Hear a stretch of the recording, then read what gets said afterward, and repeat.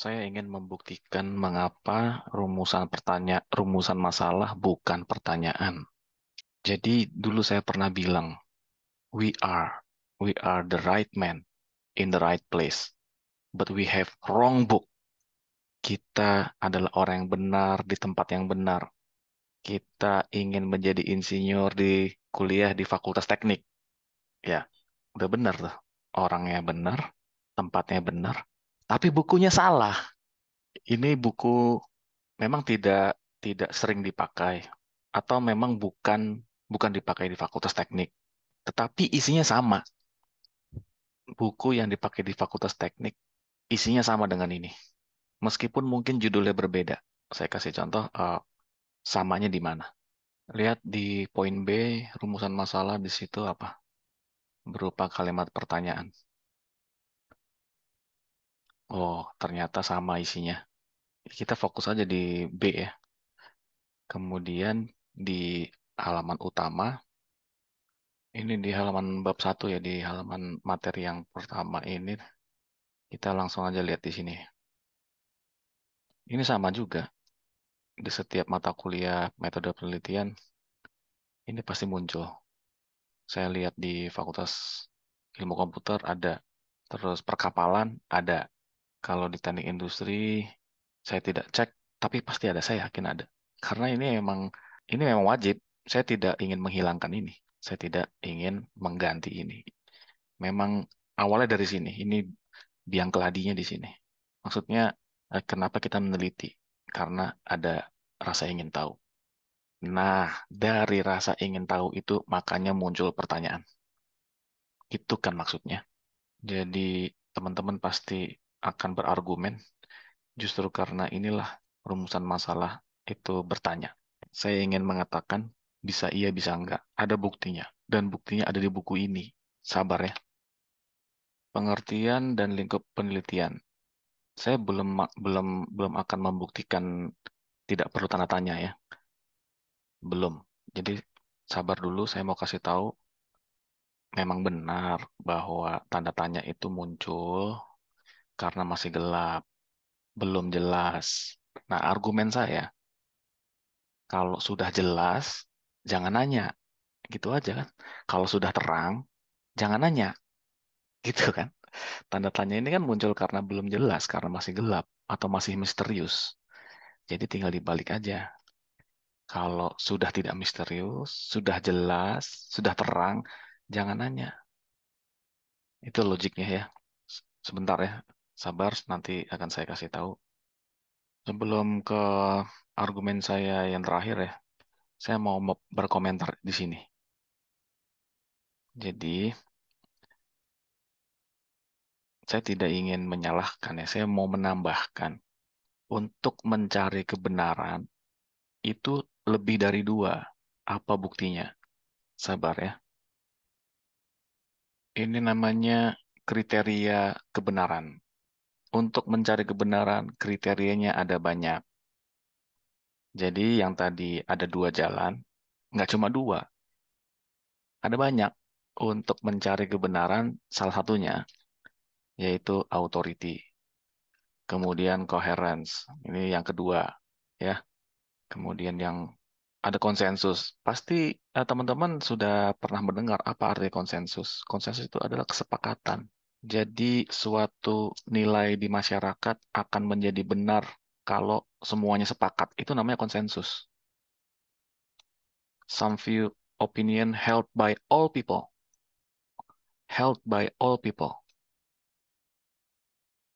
Ada pendapat yang dipegang seluruh orang.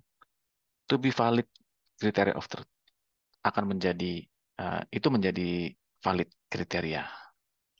Kriteria yang valid dari kebenaran. Kalau beberapa pendapat itu dipegang semua orang. Contohnya di bumi ini ada masyarakat yang nggak pakai baju dan semua sepakat dan itu dianggap benar. Ya itu kan konsensus. Oke, jadi maksud saya mencari kebenaran nggak cuma dua, ada banyak. Terus kebenaran mana yang akan saya pakai sebagai argumentasi saya bahwa rumusan permasalahan bukan pertanyaan? Ini kebenaran yang saya pakai, konsisten. Kemudian kebenaran yang paling apa namanya tuh, yang paling favorit adalah tradition. Jadi diturunkan turun temurun itu menjadi kebenaran. Contohnya apa? Ya skripsinya. Skripsi senior dianggap benar, dipandang sama juniornya, terus dibuat ulang. Lama-lama menjadi banyak. Akhirnya apa? Makin banyak, itulah makanya itu menjadi benar karena paling banyak. Jadi kayak lingkaran setan gitu ya. Jadi dalam kesempatan ini saya ingin mengajak teman-teman untuk beranjak dari berpikir tradisi. Ya, berpikir konsensus. Ya konsensus bolehlah barangkali ya kadang-kadang. Tapi intinya saya tidak ingin mengajak ke konsensus atau ke konsisten atau ke authority. Untuk sementara ini kayaknya lebih penting kalau tidak apa namanya, tidak menggunakan tradisi ya. Tradisi itu membelenggu pemikiran kritis. Nah, saya ingin membuktikan kekritisan saya. Terserah mau pakai authority, kayak konsisten, kayak konsensus. Intinya tuh saya ingin berpikir kritis. Oke, ini sudah saya buktikan bahwa sebenarnya tidak ada dua. Jadi mungkin ini hanya simplifikasi aja biar biar nggak terlalu tebal barangkali bukunya ya. Juga pembacanya nggak pusing gitu ya. Saya pause dulu ya. Ditinjau dari jenis kegiatan, penelitian dapat diklasifikasi menjadi tiga jenis. Nomor satu, pencarian fakta. Nomor dua, kritis. Nah, saya ini. Nomor tiga, penelitian lengkap.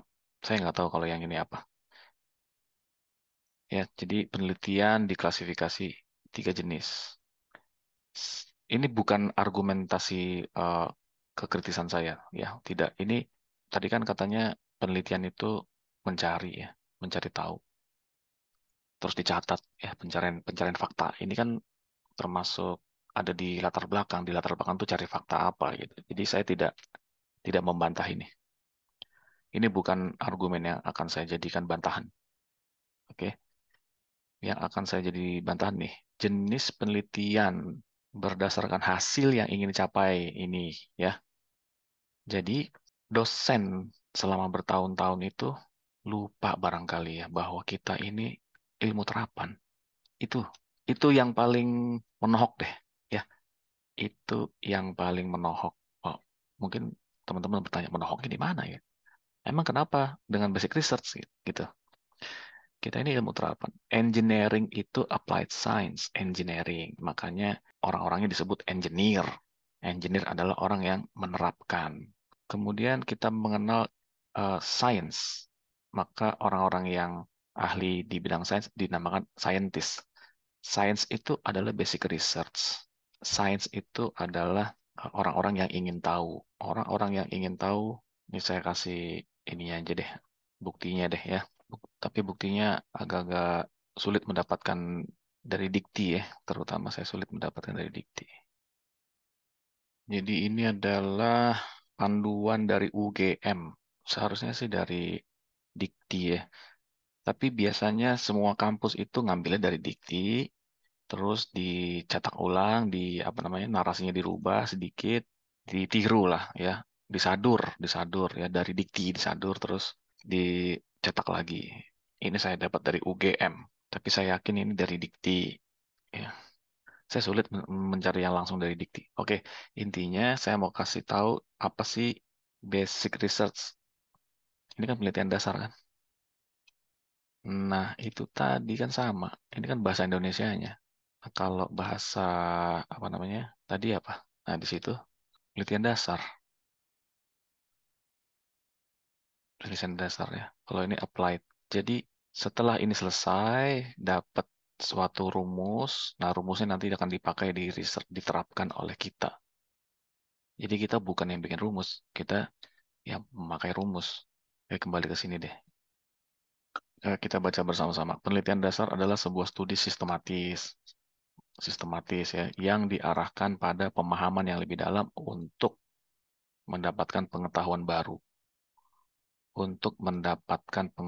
baru, baru tentang aspek-aspek fundamental yang Yang mau saya garis bawah itu kata-kata barunya tuh. Apa lawannya baru? Yaitu lama. Jadi nggak mungkin ya untuk mendapatkan pengetahuan lama. Pengetahuan lama tuh adalah pengetahuan yang sudah ada, sudah tertulis ya. Maksudnya tertulis itu ya kita mengenal istilah tacit knowledge. Tacit knowledge itu pengetahuan yang belum ditulis, cuma sekedar tahu doang tapi nggak ditulis. Itu tacit knowledge. Nah, lawannya ya knowledge yang tercatat di mana ya di database penelitian, di literatur ya, literatur artikel ilmiah ya. Jadi pengetahuan yang lama itu adanya di literatur. Nah, kalau ini penelitian dasar untuk mendapatkan pengetahuan baru. Untuk menuju ke sini, seseorang tuh harus bertanya. Itu dia. Itu yang tadi saya bilang menohok tuh di situ tuh. Kalau sudah tahu, ngapain nanya? Loh, kok dia sudah tahu? Kan pengetahuan lama. AHP itu pengetahuan lama. Terus share storage itu pengetahuan lama. OEE apa OEE, overall equipment efektif itu pengetahuan lama, bukan pengetahuan baru. Apalagi ekonomi teknik itu pengetahuan lama. Jadi semua yang kita pelajari itu semua pengetahuan lama. S1 itu pengetahuan lama. S1 itu pengetahuan lama. Jadi nggak perlu nanya, tinggal diterapin aja gitu. Apakah mahasiswa dituntut untuk mendapatkan pengetahuan baru? Menurut buku ini, iya. Menurut buku ini, iya. Itulah yang saya nggak setuju. S1 kok disuruh mencari hal-hal yang baru sih? Itu mah kerjaan S3 gitu. Tahu tahu dari mana kalau disuruh mencari hal-hal yang baru? Kan disuruh nanya. Kenapa disuruh nanya? Karena dia nggak tahu. Logikanya kan mudah kan? Kalau nggak tahu, dia nanya. Kalau sudah tahu, jangan nanya. Kapan kapan dia sudah tahu? Ya karena ilmunya sudah tercatat. Dia tadi AHP sudah ada. Yang nggak usah nanya bagaimana cara nerapinnya, bagaimana penerapan AHP, nggak usah nanya. Kenapa nggak usah nanya? Kan sudah tahu. Jadi pertanyaan itu mana tadi ya? Jadi pertanyaan itu diajukan kalau nggak tahu. Ini kan berupa kalimat pertanyaan menunjukkan variabel yang akan diteliti apabila masalah. Kan gara-gara ini nih berupa kalimat pertanyaan. BTW, kenapa harus nanya nih? Gitu kan? Kenapa sih rumusan masalah itu harus nanya? Karena menurut buku ini, yang tadi di bab satu, apa hasrat ya kan? Hasrat karena ini, hasrat ingin tahu. Contohnya siapa? Isaac Newton ingin tahu gravitasi, makanya dia nanya bagaimana cara kerja gravitasi. Wajar dia nanya. Kenapa? Karena dia nggak tahu dan tidak ada pengetahuan yang sudah dicatat. Dia mau nyari kemana? Di tahun 1600 kalau nggak salah, apa 1700, 1600 sih kayaknya. Jadi wajar dia tanya karena nggak ada orang yang tahu dan ilmu ilmu pengetahuannya itu baru, nggak ada di catatan. Wajib dia nanya, oke, bagaimana dengan kalian? Kalian wajib nanya nggak? Jangan nanya karena kalian sudah tahu. Tahu dari mana? Ya bukunya kan sudah ada, artikel ilmiah sudah ada, skripsi ya skripsi termasuk lah. Skripsi sudah ada, tinggal dibaca. Oke, nih Isaac Newton nggak tahu cara gravitasi bekerja, makanya masih gelap, belum jelas, masih misterius, masih menjadi tanda tanya. Itu perlu diungkapkan, perlu pengungkapan rahasia di balik gravitasi.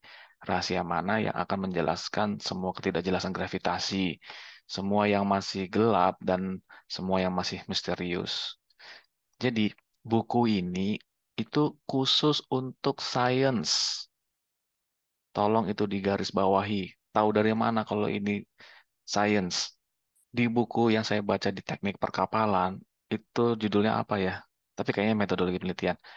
Sayangnya saya sulit menemukannya lagi. Jadi saya hanya bisa berkata-kata di sini bahwa sains itu adalah suatu aktivitas yang untuk memuaskan rasa ingin tahu. Itu adalah sains. Ini nih, sains.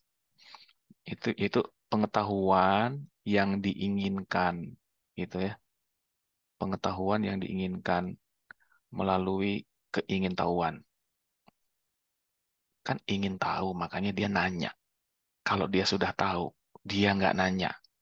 Dari bab satu aja dia, oke, bolehlah. Bab satu boleh menceritakan jalan jalan cerita pikiran. Pikiran itu dimulai dari sini. Kalau sudah tahu, dicatat, disimpan dalam otak. Nanti kalau kejadian dipanggil lagi tuh yang di otak diterapkan. Itu kan caranya berpikir begitu. Oke, terus itu kan sains. Terus apa setelah sains itu apa? Namanya applied science. Tadi kan sudah saya kasih tahu ya. Applied yang ini ya. Jenis penelitian ada dua, yaitu basic research sama applied research. Applied itu terapan, penelitian terapan.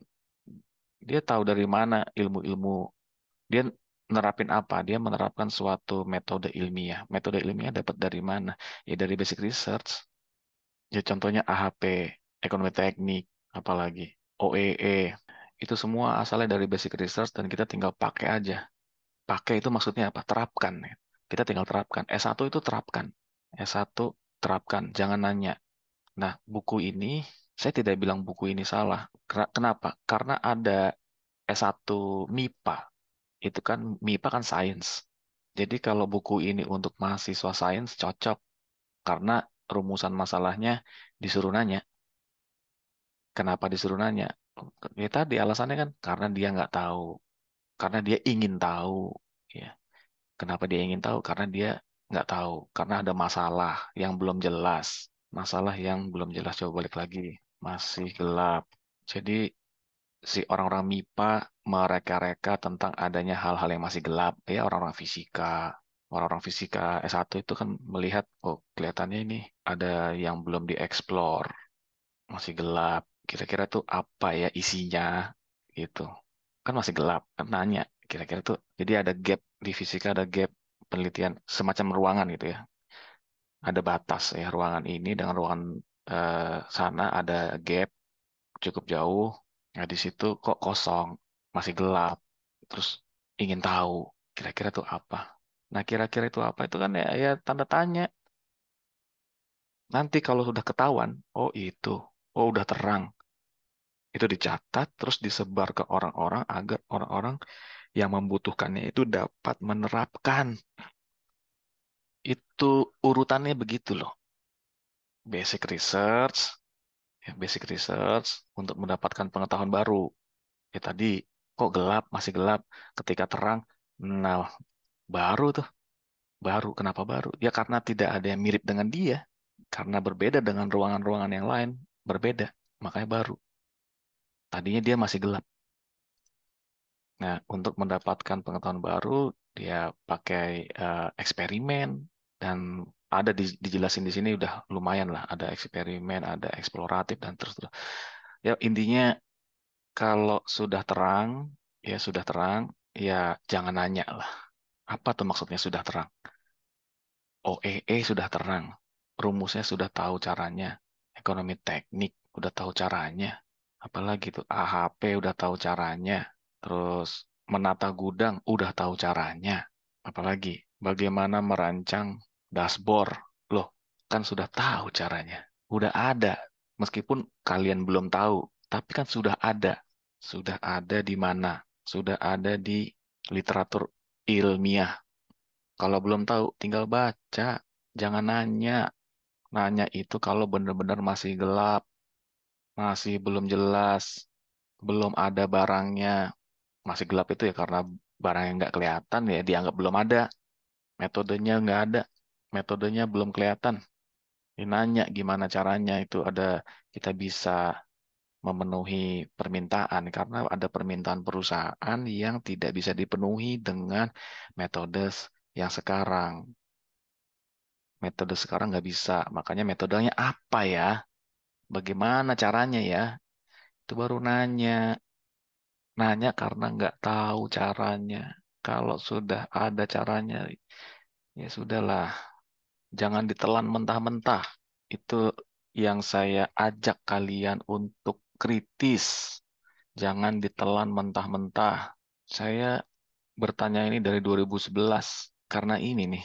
Ini kan rumusan masalah, tapi kenapa nanya? Itu saya nggak tahu kenapa saya kesambet apa, kenapa ini menjadi masalah buat saya gitu ya. Tahun 2011 saya berdebat dengan Kaprodi dan dosen luar ya. Melalui email saya ada kalau mau lihat, waktu itu belum ada WA ya. Berdebatnya dalam email. Saya tergelitik aja gitu. Kenapa nih nanya ya? Ini kan rumusan. Kok nanya rumus ya rumus. Maksud saya gitu loh. Rumus ya rumus. Tolong saya tipe kuantitatif, saya tipe diskret. Saya tipe saya ingin kepastian. Saya tipe kepastian. Jadi saya nggak bisa mengeksplor. Itu kelemahannya. Saya nunggu dulu. Ada nggak orang yang sudah mengeksplor? Kalau sudah ya udah saya ke sana gitu.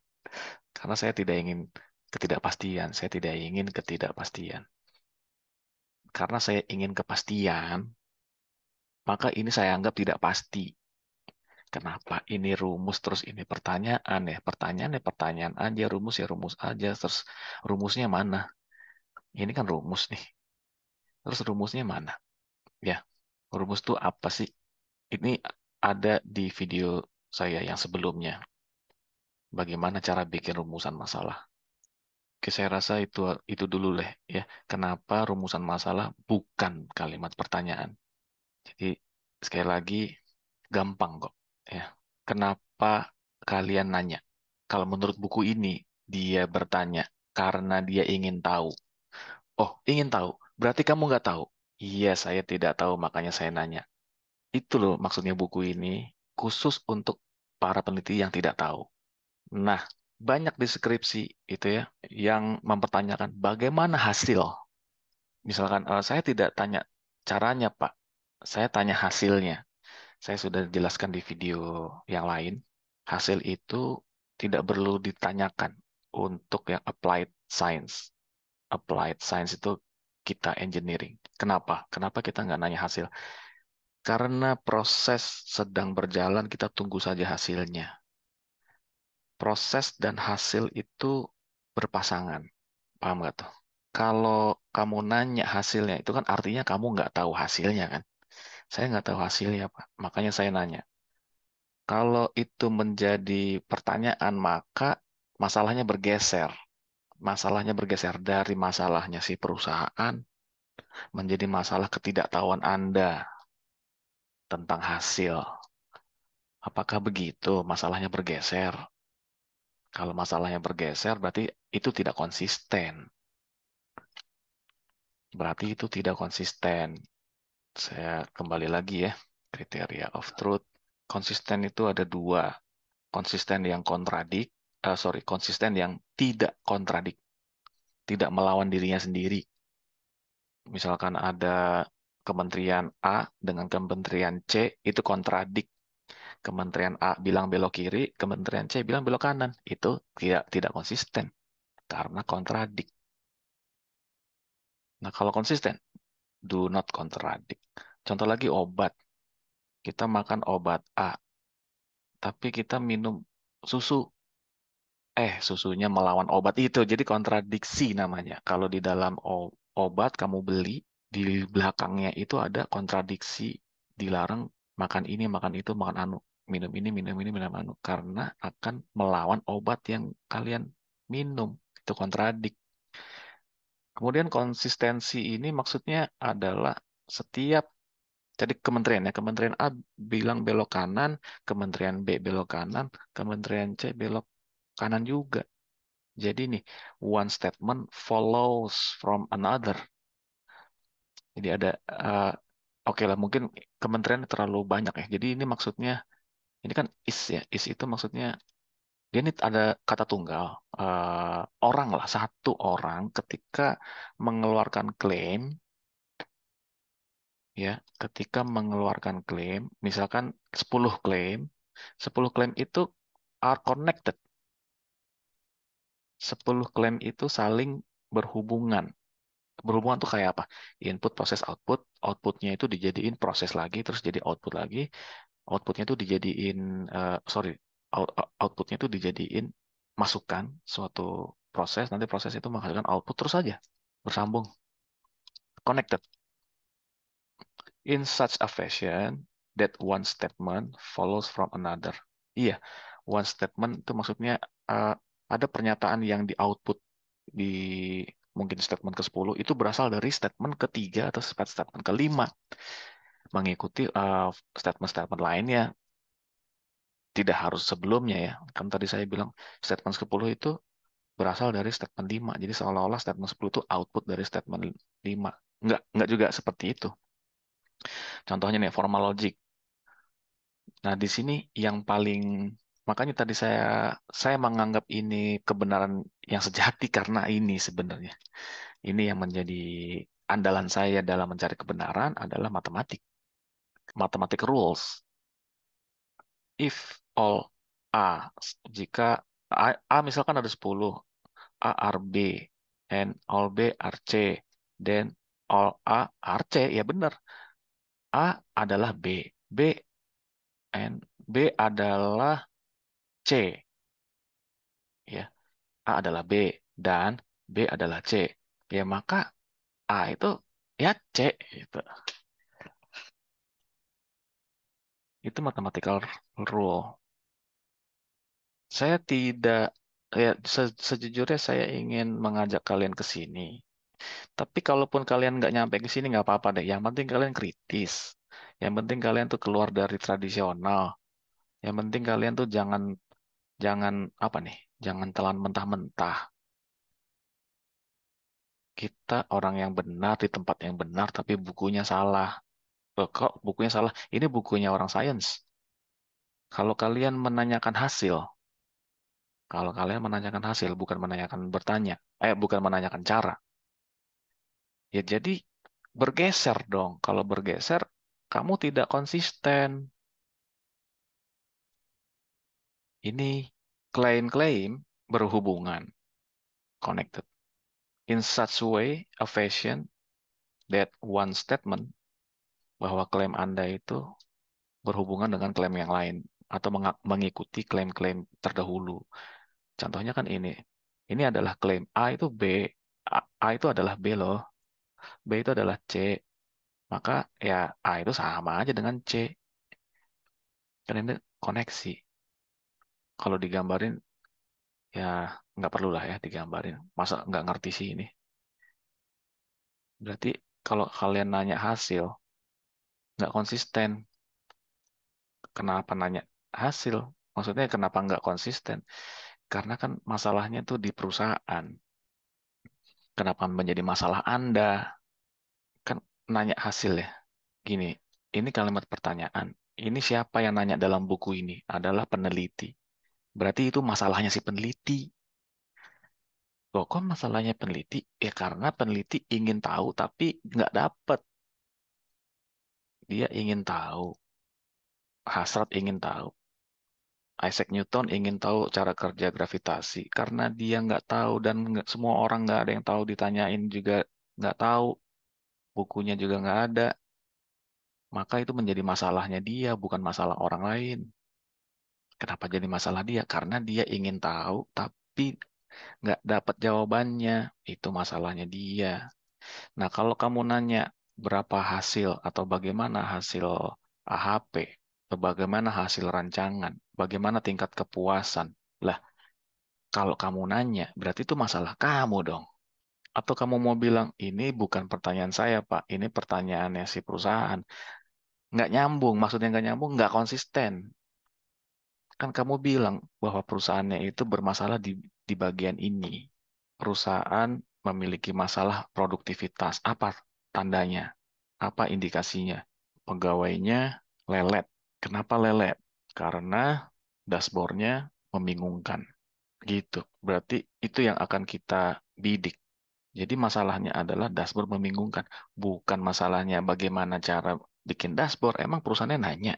Nah, video tentang itu sebenarnya sudah ada ya, tentang perusahaan bertanya atau peneliti yang bertanya. Itu ada di video lain, saya tidak akan menjelaskan lagi di sini.